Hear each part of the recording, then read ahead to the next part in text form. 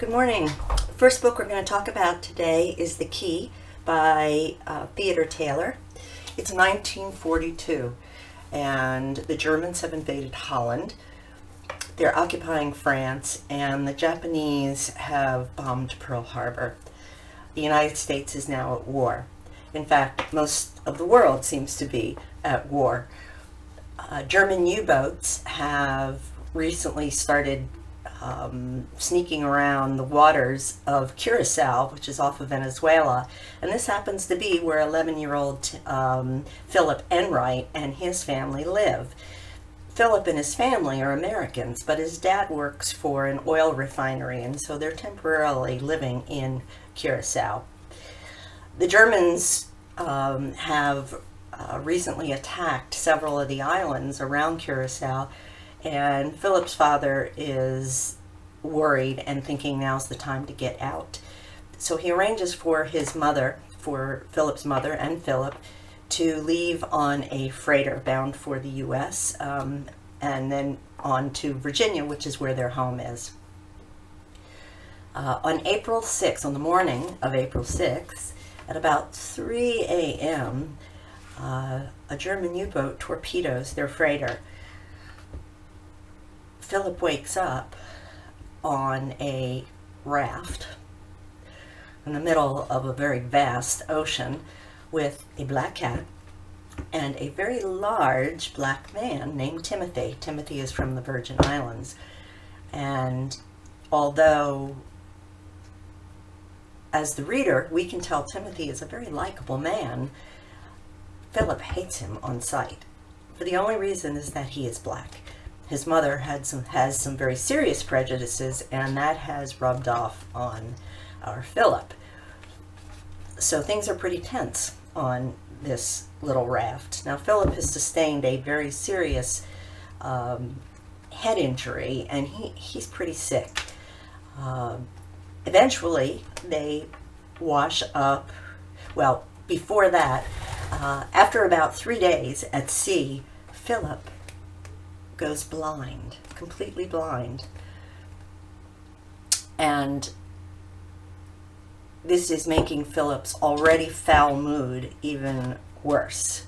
And he's taking it out on Timothy. They eventually wash up on a small key, which is a low, sandy area, barren area, which forms on top of a coral reef. There's nothing there.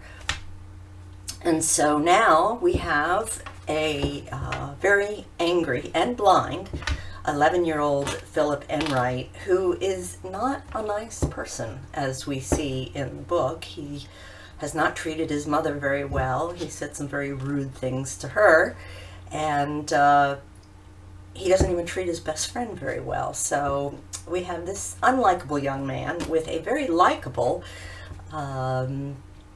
man, who these two are going to have to live together. Now, the other thing I need to tell you is that while they were on the raft, Philip said some very ugly things to Timothy to his face. Told him he was ugly. When he found out he couldn't spell, told him he was stupid, and called him a black mule. Now, these two have to live together for days, weeks, months, years, we don't know. So what do you think is going to happen on this little key? You'll have to read the book to find out.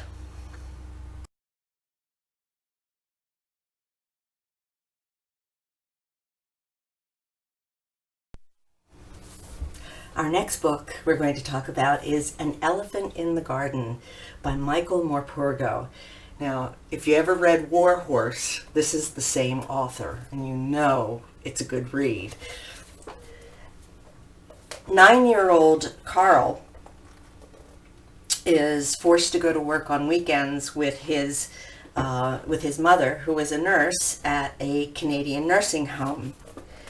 And he finds himself being drawn to an elderly woman, an elderly patient named Lizzie. And Lizzie is also very drawn to him because Carl reminds her of her younger brother. It's a story within a story, because Lizzie begins to tell Carl and his mother how it was that an elephant came to live in their garden when she was a young girl. Carl is the only one that believes her, and maybe that's part of the reason that she's drawn to him. So Lizzie begins her story. It was the closing months of World War II, and the Allies, meaning the United States and Great Britain, are bombing German cities. Lizzie and her mom's name was Mutti, or she called her Mutti, and her younger brother Carly were living in Dresden, Germany. As Dresden was preparing for the worst,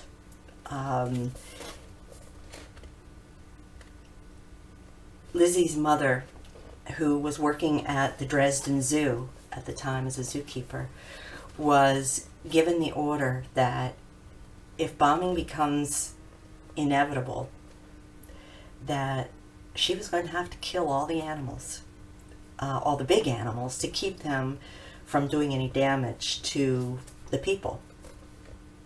Well, Lizzie's mom had raised this orphan elephant and had become very attached to it. And so she begged permission and ultimately received permission to keep the elephant, okay, to not destroy it. And so her mother brought home this baby elephant, and they put it in their garden, actually a shed in their garden. They name the elephant Marlene, after Marlene Dietrich, a very famous singer during that time. When the bombing of Dresden finally happens, it's much, much worse than anybody ever expected, and the destruction was just almost complete. And so the family had to leave. And so they left with very little, but they did have Marlene in tow. They fled to the west, and it was wintertime, of course, when they left, which was very, very difficult. And so the story is partly about the horrors of World War II, what really happens. But it is also about the story about Marlene and how she changes the lives of people who come in contact with her, and what a special elephant she turned out to be. So if you want to find out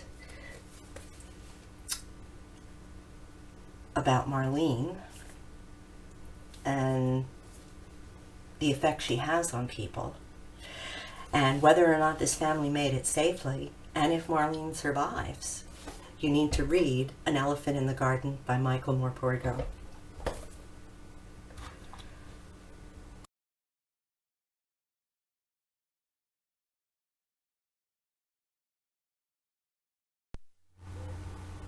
Good morning. The next book we're going to talk about is Schooled by Gordon Korman. Our main character, Capricorn Anderson, and they call him Cap, has grown up on a 60s commune, or a 60s throwback commune, that his grandmother started. And this is the only home that Cap has ever known. His parents lived there as well. And when his parents tragically died, his grandmother became his sole guardian. Now, it had been a pretty happening place in its day, but as people grew up, they decided to go back and rejoin the real world, and so the only people that were left on this commune were Cap and his grandmother Rain. Now, Cap was homeschooled and he learned a great many important things. He could grow his own food. He knew all sorts of home remedies, could take care of himself. He knew Tai Chi. They didn't have electricity, so he didn't have any technology. He had never watched TV, didn't know what pizza tastes like, and certainly didn't know what a wedgie was. He didn't have any friends his own age either, so he had no way of finding out what it was like to be a preteen or a teen in the real world. Well, as luck would have it, his grandmother Rain suffered an accident. She fell out of a tree while she was picking plums and broke her leg. So she had to go into rehab, and it was decided that Cap would have to go into a foster home, which turned out to be his guidance counselor, and his guidance counselor also had a daughter his age. So it sounded like a pretty good situation. However, Cap was going to have to go to middle school. Now, middle school is not a picnic for anybody.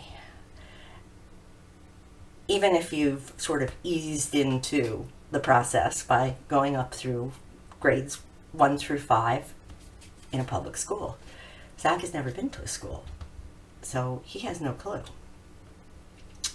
Well, Zach shows up at school, Claveridge Middle School, with long blonde flowing hair and homemade clothes and corn husk sandals. Well, you can imagine what the reaction of the students were.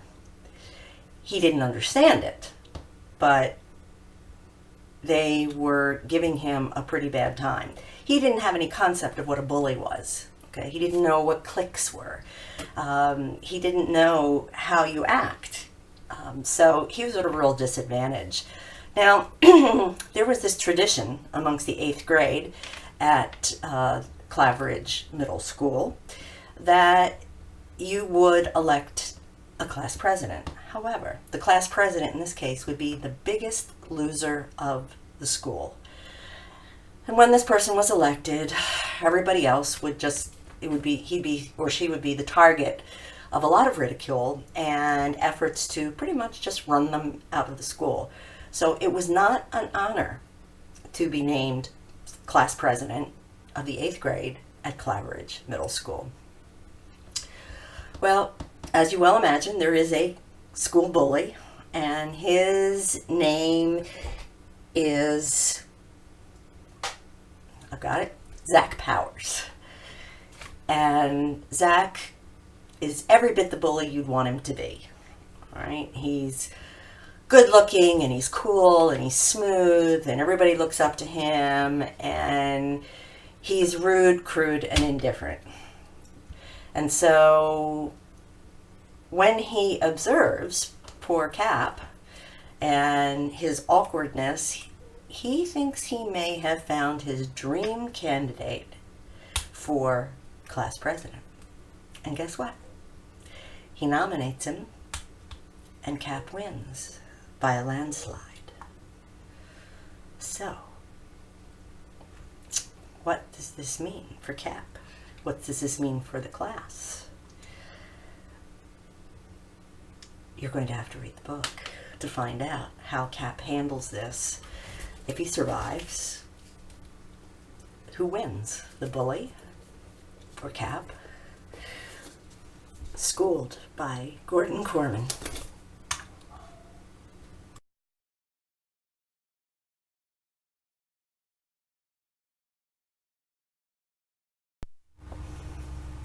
Our next book we're going to talk about is Lunch Money by Andrew Clements. And if you've ever read anything by Mr. Clements, you know that this is a funny book. Now, the main character is Greg Kenton, and Mr. Kenton has many fine talents. He can sing, he can sketch, he can draw, and he can play piano. But his most notable talent seems to be in making money. Now, Greg loves money. There's nothing he loves more than money. He likes thinking about it, he likes earning it, and he likes counting it. And then, of course, he likes spending it. He started at a very young age in preschool. He actually launched his own housekeeping business when his two older brothers complained bitterly about having to make their bed and keep things clean. He said fine, and he set some prices on for him to take over some of the chores, like making beds and hanging up towels and putting clothes in the laundry. And he had a tidy little business going on there until his mother found out about it, and she shut that down in a hurry. Well, then he decided to take over the family's recycling business, and he basically handled the cans and bottles and took care of that and kept the fees. And he was making between $4 and $8 a month on refunds. Now, he was stashing this money all over the house. By 7 years old, Greg had discovered the bigger world of money making. He started doing things for his parents, like shining their shoes for 50 cents a pair, scrubbing the linoleum floors, taking black marks off of it for 10 cents a square, and digging the dandelions out of the lawn, 4 for 50 cents. I'm sorry, 4 for 5 cents. By third grade, Greg had decided he was going to be independently wealthy. And so he branched out to the neighborhood and took on a wide variety of jobs in order to earn money. He mowed lawns, he swept garages, he swept sidewalks, he cleared snow. Just about anything that somebody in the neighborhood might want, he did. The other thing he did was become the family banker. Now, he's in 4th grade now. And so he is loaning his brothers and his parents emergency funds when they need them. $5 here, $10, $20. For his parents, he didn't charge anything. Now, for his brothers, however, there was a slight fee. And that fee could be in money, it could be in trade, it could be in services, but his brothers did not get off free. His father sat down and had a chat with him, and he discovered banks. He was in 5th grade at this time, and his father explained to him the usefulness of banks. Greg was a little bit wary of putting his money someplace else, but anyway, he finally said that sounded like a good idea, and he went around and rounded up all his money, which was stashed in about 30 different places, and when he counted it all out, he had about $3,200. And he put that in the bank. Excuse me.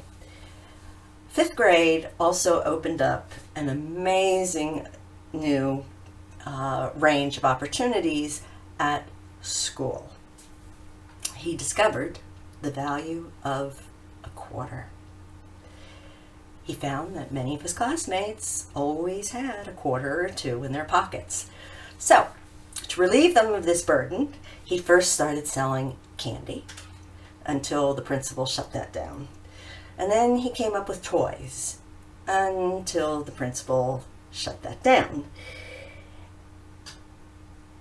And then he realized that he should be selling something that his principal could get behind, and his teachers, and that were books. So he started making comic books himself and selling them for 25 cents a copy, of which 21 cents was profit. Well, he did this for a while until some competition arrived. And things got very complicated after that. So, what was his competition? And what did he do about it? You're going to have to read Lunch Money by Andrew Clements to find out.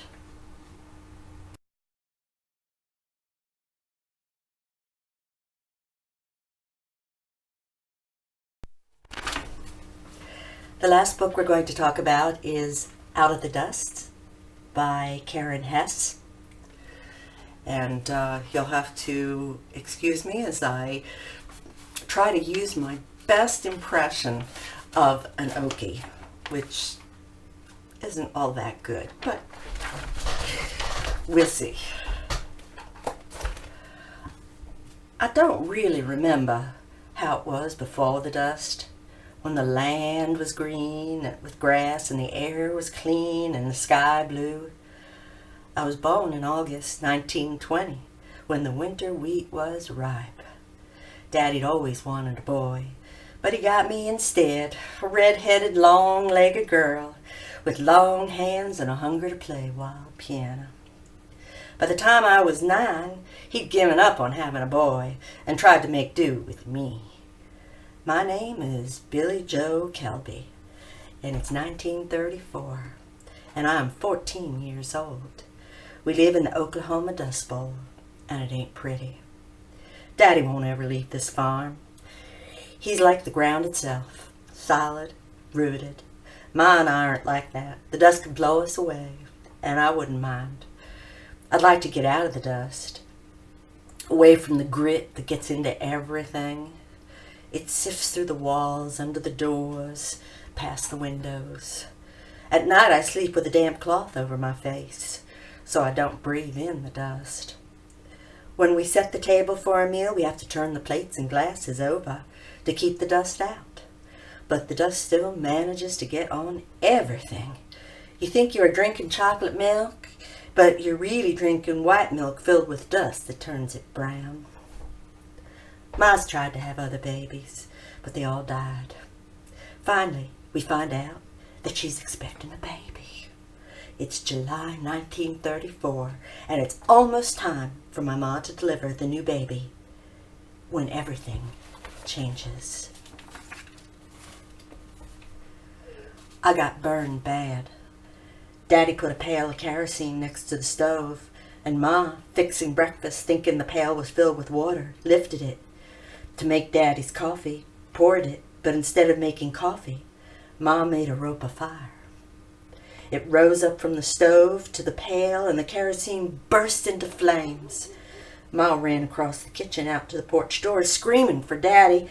I tore after her, then thinking of the burning pail left behind in the bone-dry kitchen, I flew back and grabbed it, throwing it out the door. I didn't know Ma was coming back. The flaming oil splashed onto her apron, and suddenly Ma was a column of fire. I pushed her to the ground, desperate to save her, desperate to save the baby. I tried, beating out the flames with my hands. I did the best I could, but it was no good. Ma got burned bad.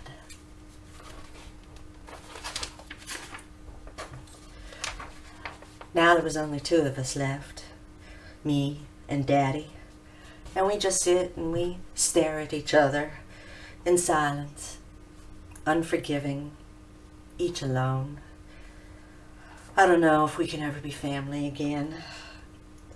And still, the dust comes, howling across the empty fields, seeping into the houses, stealing hope, just as it steals the wheat out of our fields.